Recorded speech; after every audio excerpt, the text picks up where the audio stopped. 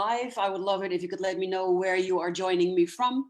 I always love to know who's interacting with me and who's responding. It's also possible to join me in this Zoom call live. For that, you need the event that is in the link that is in the event that I made in Facebook, or send me a message saying that you want to be in here and that you want to participate or that you are here live. See, that's what happens when you do two things at the same time. You start babbling. I am now live on Facebook, and now I'm going to share it into my groups. So I am looking for the tribe because I want to share it in the tribe.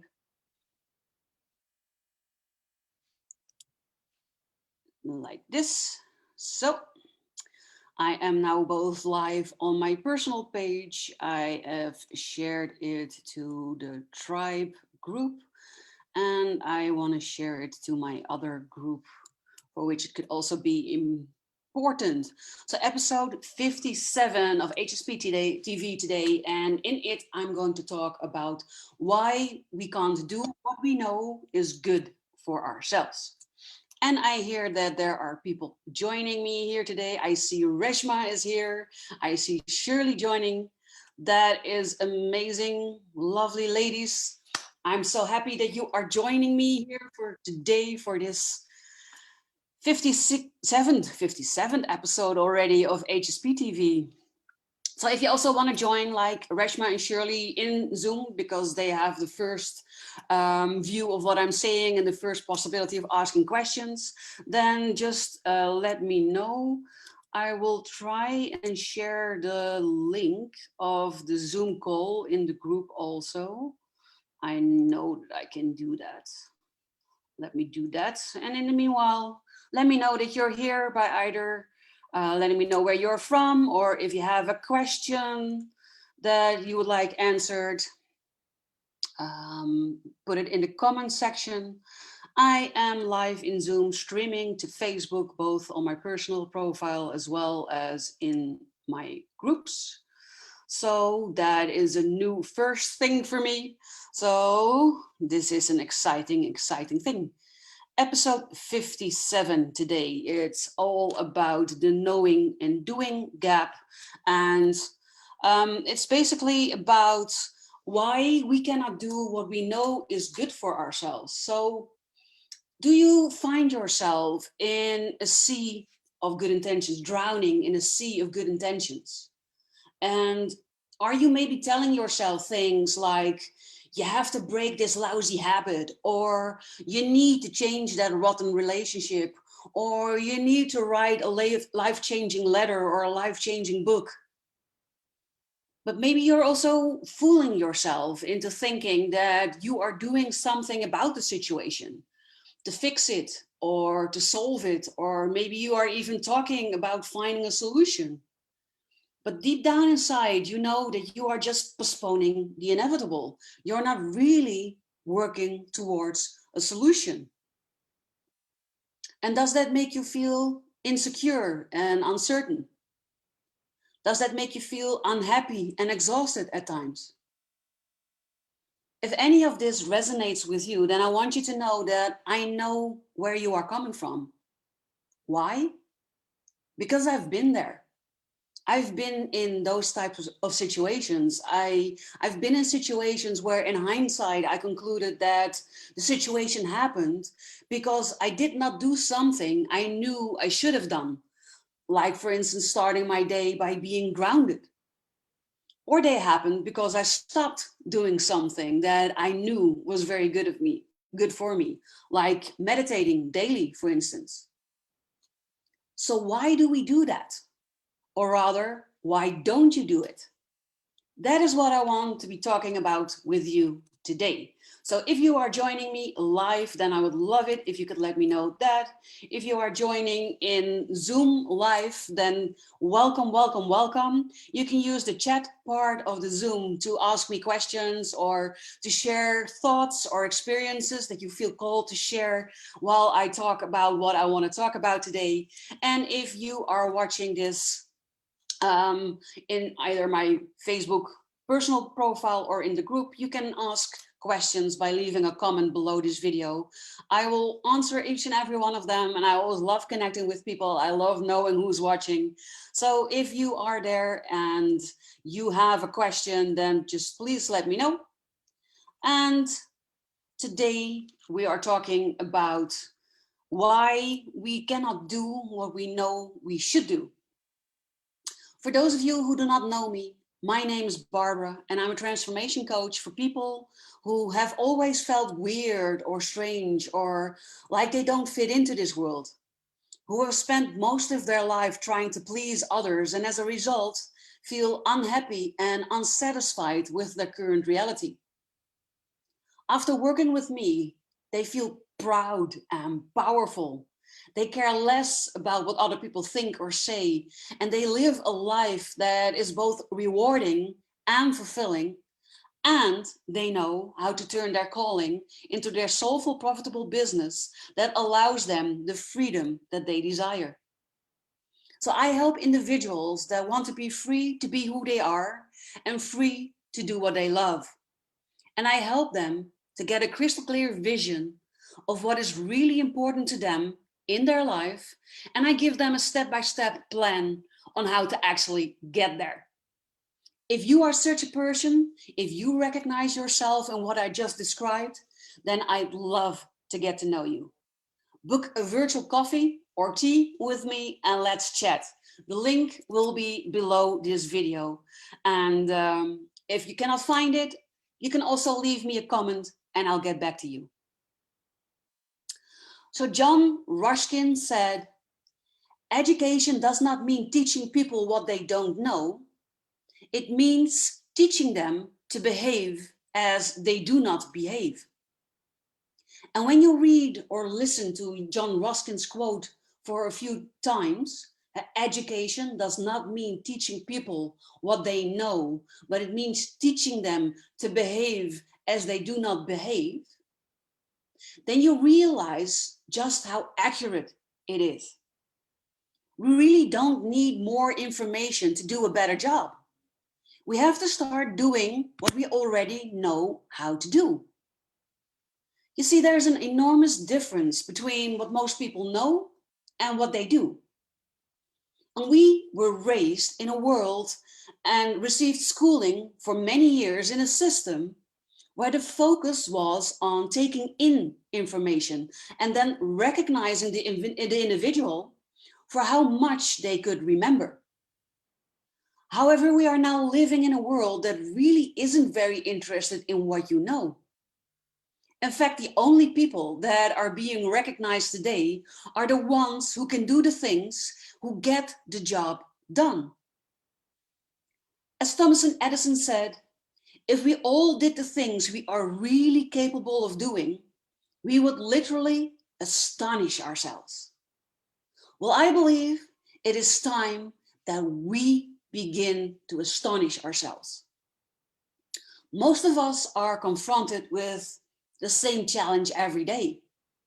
We are doing things we don't want to do, getting results we don't want to get, and for some strange reason, we continue to do them anyway. You could walk into any corporation anywhere in the world, and individuals in that corporation are involved in activities on a daily basis that are producing results that they don't particularly want. You'll find people who are grossly overweight and that want to lose weight, and yet continually eat food that just packs on more pounds. You'll find people smoking who would absolutely love to stop, and yet every time you look, they're lighting up another cigarette. You'll find salespeople complaining that they're having difficulty selling and yet ignoring the known sales procedures that all the top professionals follow. You'll find managers chastising someone in front of their peers, even though they know it's non-productive and only aggravates the problem that they are trying to solve. Yes, all of these people know how to do better, and yet they are not doing it. And they don't know why. So why do we continually do things that produce results we don't want, Barbara? You might be thinking. Well, there are two parts of the mind that are involved in knowing and doing. And one part is the conscious mind. The second part is the subconscious mind. You see, the conscious mind is connected to the world and everything around us through our senses. We can hear, we can see, we can smell, we can taste, and we can touch. And we have been raised to live through our senses to gather information, which is in principle what we have been trained or conditioned to do. And being a more sensitive person, a highly sensitive person, an intuitive person, an empath person, we have that even more. We literally hear more, see more, smell more, taste more, and touch more than the normal person. The subconscious mind is the part of the mind that expresses whatever is impressed upon it. The expression is what we refer to as doing. So, in a sense, you could say that the subconscious mind is in control of our doing. And the cause of our problems lies in paradigms. And if you're not familiar with the word, then please don't feel bad about it, because the person next to you at your desk or the person that lives next door to you probably isn't familiar with the word either. However, as you start to understand it, your whole life will begin to change. So, Barbara, what is a paradigm and how will that change my life? That's an excellent question. A paradigm is a multitude of habits. And a habit is an idea that is fixed in a person's subconscious mind that causes them to do something without any conscious thought. And a paradigm is what causes our habitual behavior. So at times we do things we do not want to do and get results we don't want, but we do it anyway. And this is because of the paradigm in the subconscious mind that controls our actions or behaviors. And for a person to experience permanent change in their personal and professional life, there must be a change in the primary cause of their results. A common error that I see with this is that people try to change their results by changing their behavior. And when this happens, the change is generally temporary. Although behavior causes results, it is a secondary cause because the primary cause is the paradigm. So if we start to understand the paradigm and we start to understand the power of habit, we can start to change when we understand how the subconscious mind is programmed. But knowing how to do it alone is not enough to get results. You know, results come from behavior, and behavior is caused by the paradigm. So the results tell an interesting story. They tell the world an interesting and true story of how the person is programmed. In the workplace, when we become open and honest in recognizing our programming or our paradigms, we can begin to change the programming and significantly improve our results. Because as a paradigm is changed, the behavior changes and thus the results change as well. So when you understand paradigms, it will become obvious that high achievers are not successful primarily because of what they know, but rather because of what they do. Their paradigms, one way or the other, have been aligned with the results that they desired. It's their paradigms that are producing the results. So when you focus on the paradigm, helping you to understand why you're doing what you're doing, everything will start to change. Changing a paradigm would be similar to taking the regulator off a car engine. Although a car usually has a few hundred horsepower under the hood, When it gets to a certain speed, regardless of how hard you step on the gas, all that horsepower will idle due to the regulator holding it back. The car will not exceed a certain amount of miles or kilometers an hour. Paradigms are what keep people operating at a preset speed limit, even though there is infinite horsepower under the hood. We never get up to the speed we are capable of. And remember, Edison said that if we did, we'd astonish ourselves. But Barbara, you might be thinking, I know people of average intelligence that have produced extraordinary results. So how does that work? Here's where you can solve the puzzle. That individual has either consciously or unconsciously changed the paradigm which enabled them to produce the results that you are observing.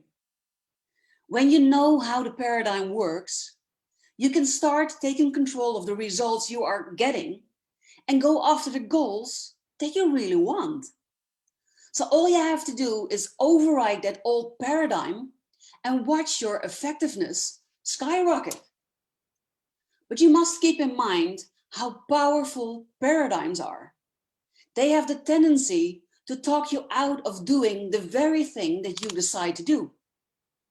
And this is where persistence comes in. Napoleon Hill wrote an entire chapter on persistence in his book, Think and Grow Rich.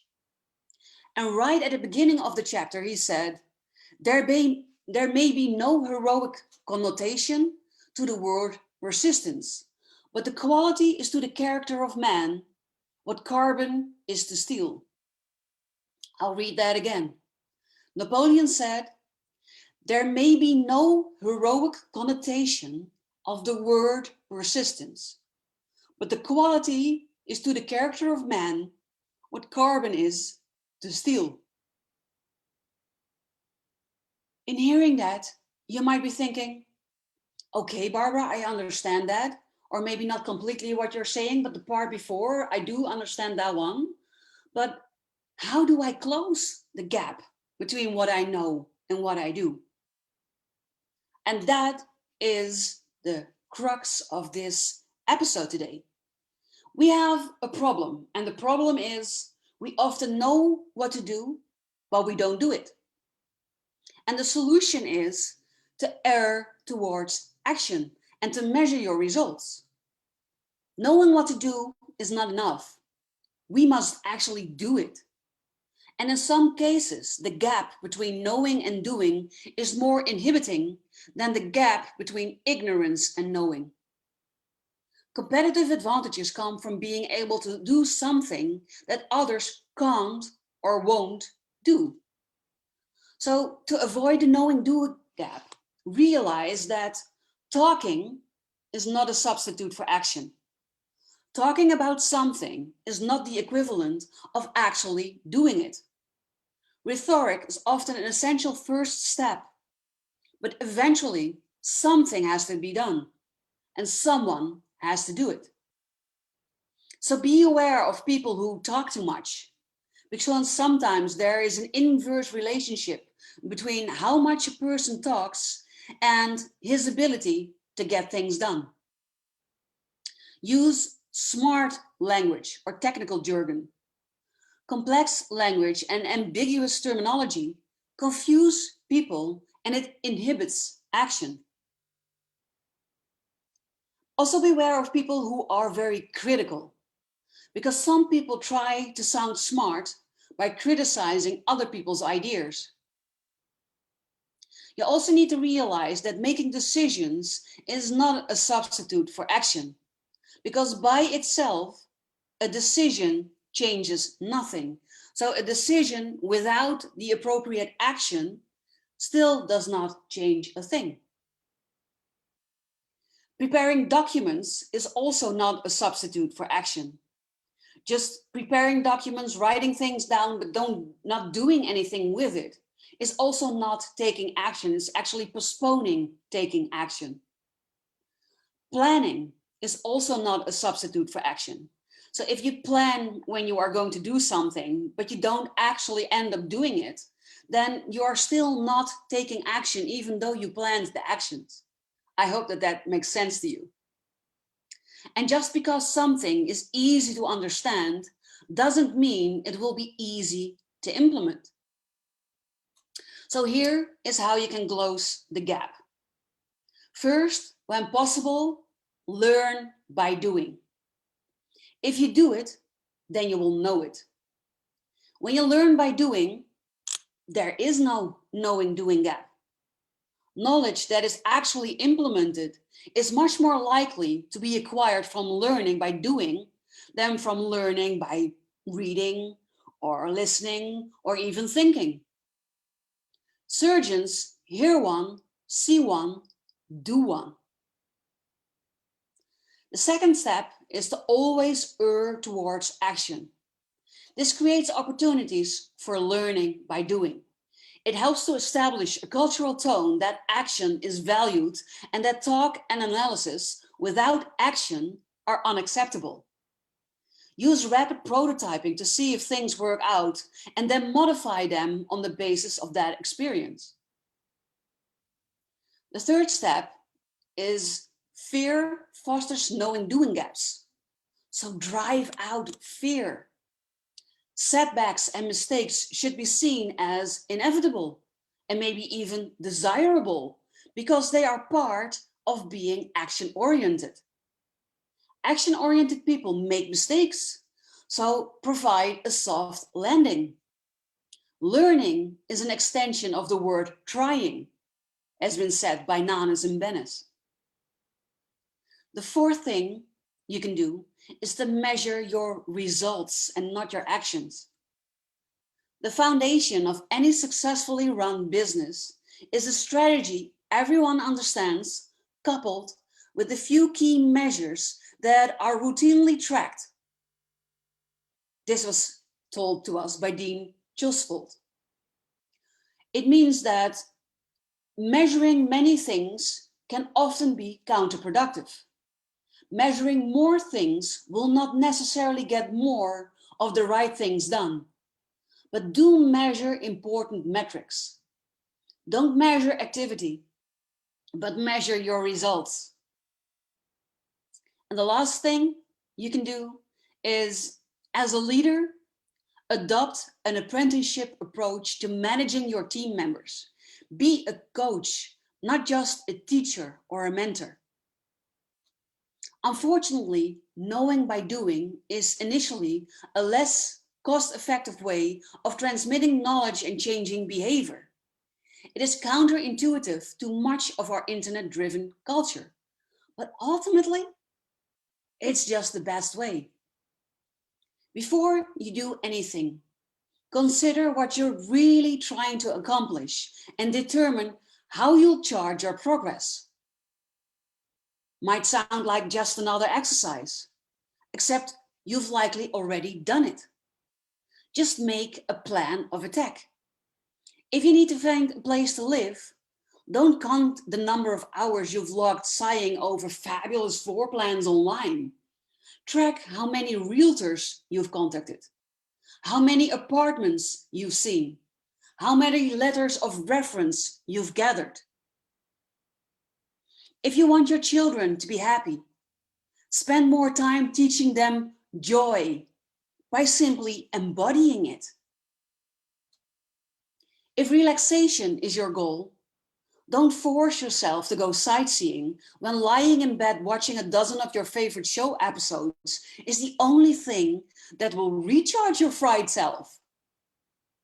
Whatever it is that you really want, count movement toward that and only that as your measure of success. What do you know that you should be doing, but that you are not doing, even though you also know it would change your life for the better significantly? Really think about that for a moment. What knowledge do you have that if you put it into practice right now, would drastically, positively improve your life if you only just did it?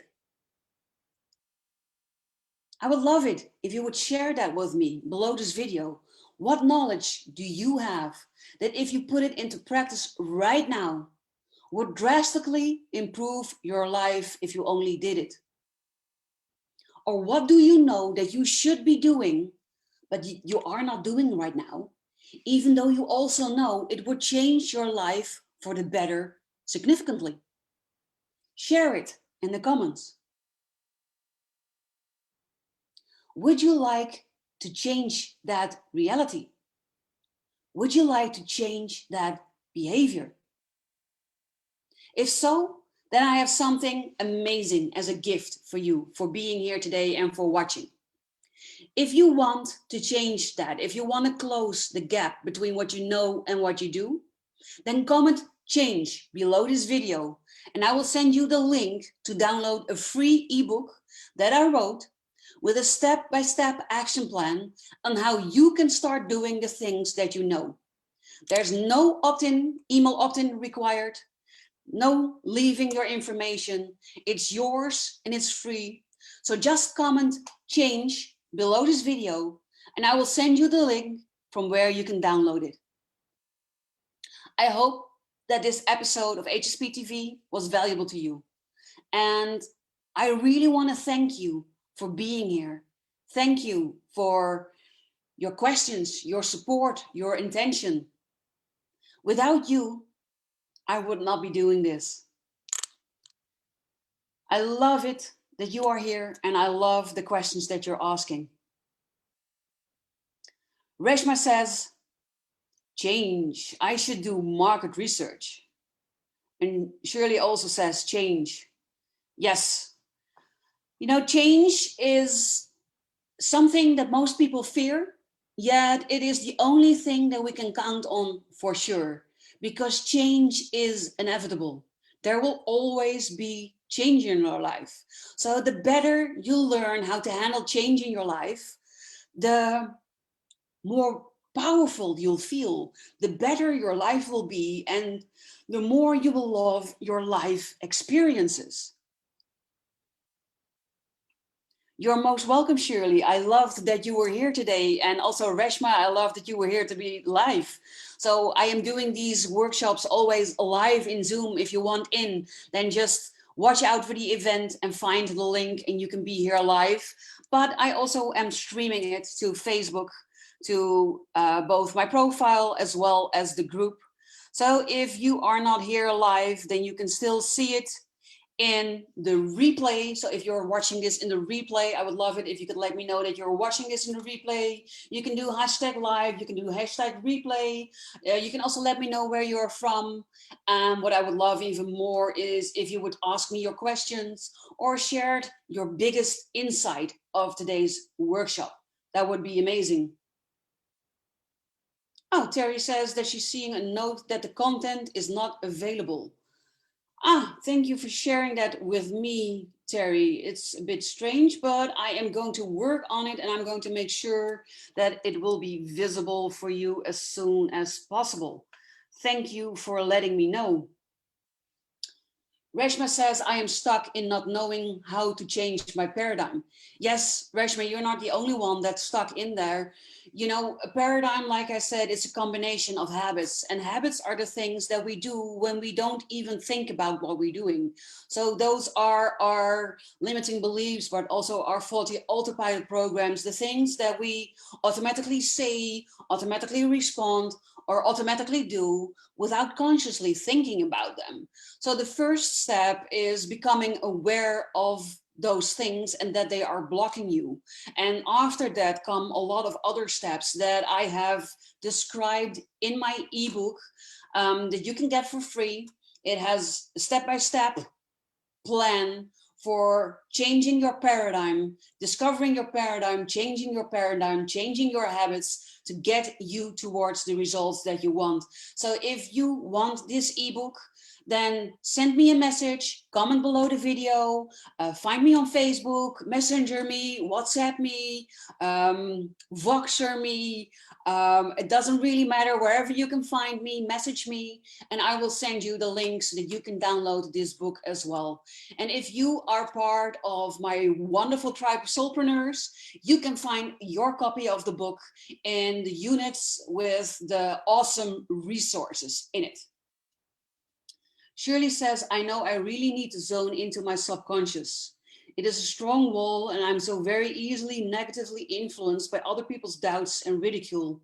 And I fall back into my poor functioning habits. Yes, Shirley, that is exactly what happens. It happened to me, it happened to everybody. And that's the way things work when you are not consciously working with it yet. It's like a well-worn groove in a record.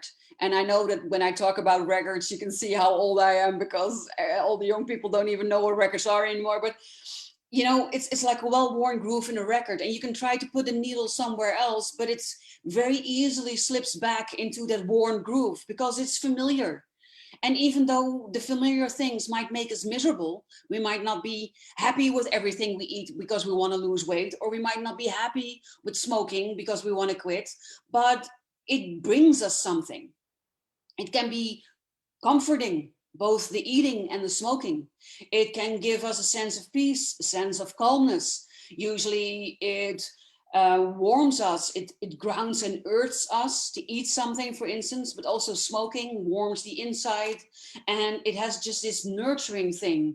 So because of the things that it also brings us, and because we are so used to it and we do it subconsciously, unknowingly, it is so very easy to fall back into that trap of doing what you were doing that is just not working. And sometimes we come into contact with people like me, for instance, or other people out there that give us tools and tips, and we start using them. We start doing our meditations every day. We may start grounding every day. We go through building our morning routine. Maybe we even build our evening routine. And because we are in a pain situation, we are very motivated. We work hard and we start doing it, and then we start seeing results. We start feeling better, and we are more in control of our emotions. We are more in control of our energy. And then not too far in the future, we forget the pain we were in, because that's the beauty of pain. As soon as it's not longer current, no longer active, it goes to the background, and we tend to forget it. And then we think, oh, well, if I don't do my meditation today, then that's no problem because I'm feeling good, so I don't need it today. Or the same with grounding, I'm feeling good, I'm happy, I woke up energetic, I don't need to do it today because I'm feeling good. And before you know it, you've stopped doing it. And then you find yourself back in such a pain situation again, because you need to keep doing those things in order to get the results that you want, or stay feeling the way you're feeling right now. But even though you know it, you've stopped doing it. And that's because you fall back into habits, into that comfortable groove, that well-worn groove on the record that I was talking about. It's what you've been doing for most of your life that feels very comfortable and very familiar to you. And that makes it so easy to fall back into that again. And that is why it is extremely difficult to do it by yourself. So the book that I wrote will already give you the steps that you need to do. Everything is in there, including actions for each step that you can take. And this will already bring you a lot. But if you're serious about changing yourself, you are serious about claiming your power, stepping into the life that you deserve, the life you want, the life that you feel that is yours to live, and you are serious about changing these paradigms, then that needs help. And asking for help, asking for guidance, finding a coach, finding a mentor, finding a guide to help you get to where you want to go, to tackle all these obstacles, to change these paradigms, that is not weakness. That is an extreme act of strength.